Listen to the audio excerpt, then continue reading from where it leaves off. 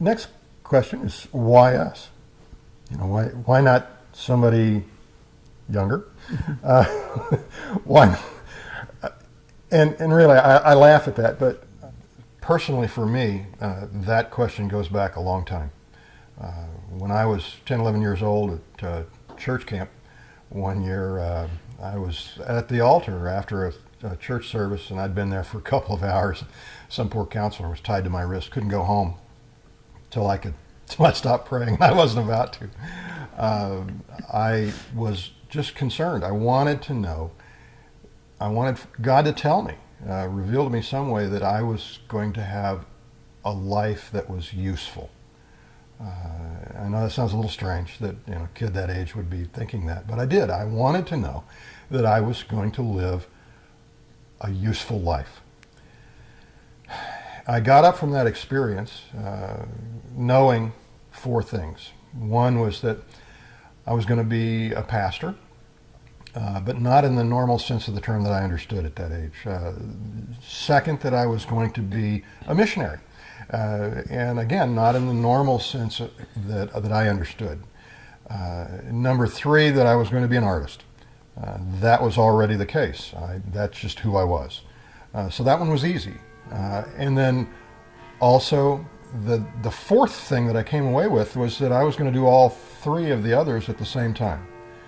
And that was a difficult thing for me to communicate to the people around me as I came home, as a little kid just bouncing up and down going, guess what? Guess what? I'm now an ordained minister, and most of my life from that point on has been trying to figure out what that means for me. And going to France actually fits with what I feel my personal calling has been all my life. Okay. And also on the ministry side, Russell will be working with the team of guys. As he gets the language down better, he'll be doing Bible studies, preparing sermons. I was raised in a real loving home, and my folks loved the Lord and told us about Christ, and he made an impact in my life. And I had an aunt who was with Wycliffe Bible Translators for over 50 years, and we got to see her life played out in a servant role as she ministered to the Totonaco Indians. And that really did a number on me. I learned a lot about missionaries, where they lived, what they did, what they ate, the customs, and I was fascinated. And so when I met Russell, I never thought that the Lord would bring two people together who loved art, who loved the Lord, and then could use it to, do His will, do His plans for the world. And to see this in France, what's happening on the stage there, we could see how our giftedness could be used. And then also on the ministry side, I've been doing a lot of work with women's ministry as program director and administrating there, and so I saw the needs in France, how I could help there. Yeah, and we will be bivocational. They told me not to leave my Macintosh behind. They need graphic designers. They need people who can help them communicate the message back and forth to one another, and also to the world at large. But more than that, and they need Carol as to help administrate some of what's going on there. But more than that, we really do want, our heart is to minister to the team.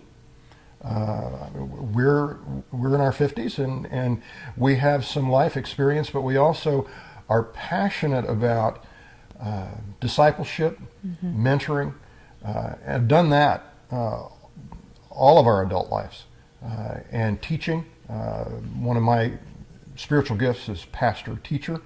I definitely want to be involved in fact we'll be involved in one of the local church plants as well as helping the organization. But I'm really excited personally for myself that I'm going to actually get to be on the ground and be able to have access not only to World Team and France V, the larger organization that they belong to in Paris, but also other missions agencies and other opportunities that I don't have here. While it is in one sense, yeah, I can do design work from anywhere.